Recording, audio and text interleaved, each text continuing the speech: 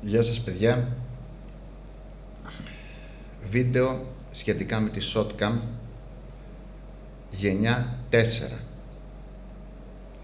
Υπάρχουν πολλά βίντεο στο YouTube από την εταιρεία, πολύ ωραία, που δείχνουν και ντουφεκές αλλά και πώς γίνεται το καλυμπράρισμα με πολλές πληροφορίες, προσεγμένες παρουσιάσεις.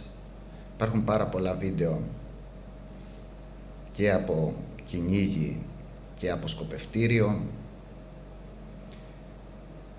Υπάρχουν πολλά βίντεο με unboxing, κυρίως από Αμερική, όπου κυκλοφορεί κατεξοχήν η συγκεκριμένη κάμερα.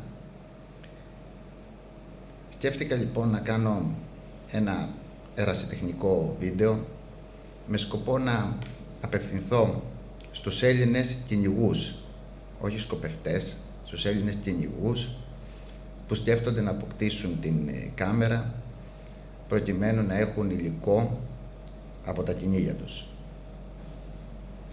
Τα όσα θα σας πω αφορούν κυνήγι πουλιών, κυνηγάω κυρίως τσίχλα και δεντρότσιχλα,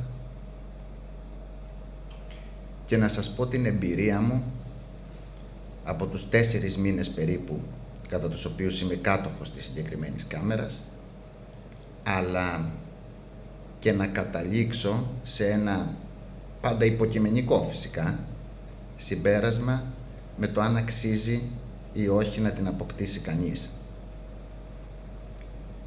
Καταρχάς ξεκινάμε από το γεγονός ότι πρόκειται για μια πάρα πολύ ακριβή κάμερα, της οποίας το κόστος ανέρχεται στο κόστος ενός κυνηγητικού όπλου.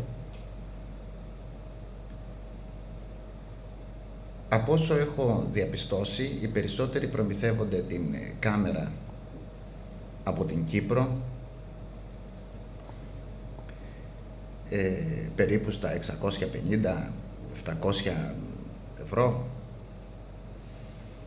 Προσωπικά είχα την τύχη να έχω ένα φίλο στις Ηνωμένες Πολιτείες και να διαπιστώσω ότι κάποια στιγμή η εταιρεία είχε μία προσφορά.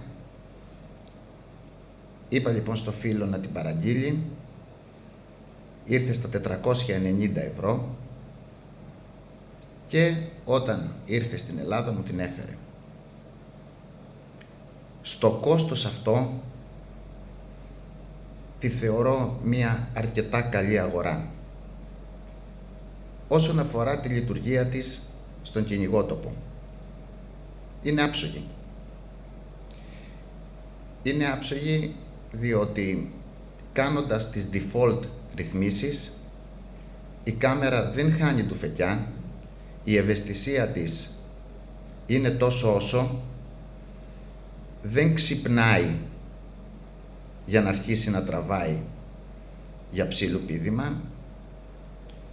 Η κάμερα ξυπνάει και ετοιμάζεται να τραβήξει με την επόμηση.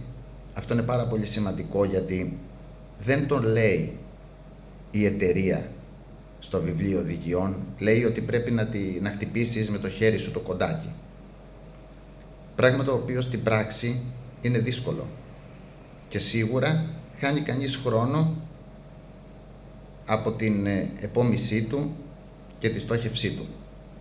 Όχι, αυτό δεν χρειάζεται στην πράξη. Με το που βλέπεις το πουλί, επομίζεις, η κάμερα ξυπνάει και είναι έτοιμη πλέον να τραβήξει. Στη συνέχεια, όταν πας στο σπίτι και συνδέσεις το κινητό σου με την κάμερα, τα βιντεάκια είναι διάρκειας 18 δευτερολέπτων, εφόσον μιλάμε για μία ντουφεκιά. Εάν υπάρχει ντουμπλέ γίνονται παραπάνω η διάρκεια του, και μπορείς να τα κατεβάσεις στο κινητό σου, να τα επεξεργαστείς χρησιμοποιώντας το δωρεάν πρόγραμμα InShot. Εάν κοιτάξετε στο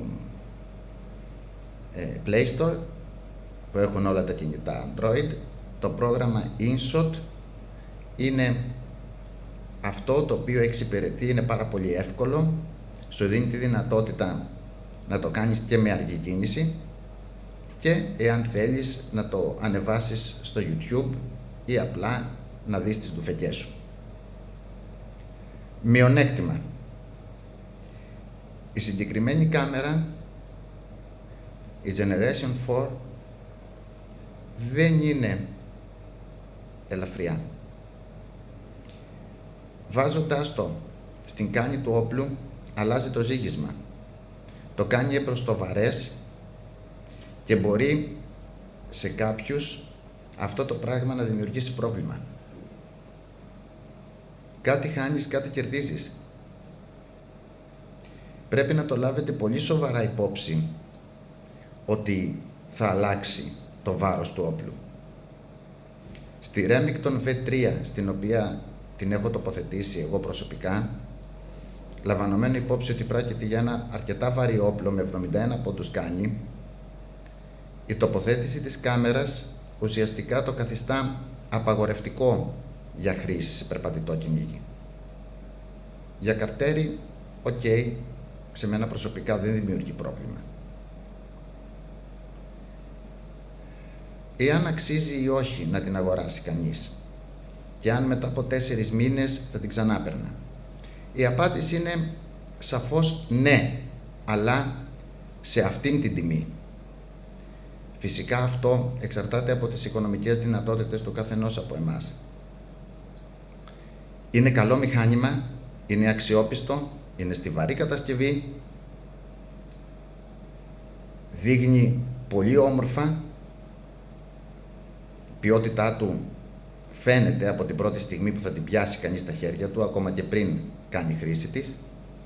Όμως, για μένα προσωπικά, ένα κόστος στα 800 ευρώ είναι απολύτως υπερβολικό. Εάν λοιπόν καταφέρετε και τη βρείτε σε μία τιμή είτε ελαφρώς μεταχειρισμένη, είτε έχετε φίλο στην Αμερική να σας τη φέρει στα 500 ευρώ, είναι μια χαρά επιλογή. Αυτά από μένα, ελπίζω να βοήθησα. Υπάρχουν στο κανάλι και βίντεο από ντουφεκές. Φυσικά με την ένδυα θυραμάτων που υπάρχει φέτος, προσπαθούμε να βγάλουμε από τη μίγα ξύγκη, να συγκεντρώσουμε τις λίγες ντουφεκές που μπορούμε να ρίξουμε στα καρτέρια. Να το δείτε, υπάρχουν και άλλα βίντεο με ντουφεκές από τη Shotcam Generation 4, καλύτερα από το δικό μου. Όμως η κεντρική ιδέα, για να μην σας κουράζω, είναι αξίζει, είναι καλό μηχάνημα, ευχαριστιέσαι να βλέπεις τις ντουφεκές σου, μπορείς να ανεβάσεις στο YouTube, να κάνεις όμορφα πράγματα, όμως πρώτον είναι ακριβή στην τιμή που πωλείται στην Ελλάδα και δεύτερον και σημαντικότερο για μένα, αλλάζει το βάρος του όπλου, είναι βαριά.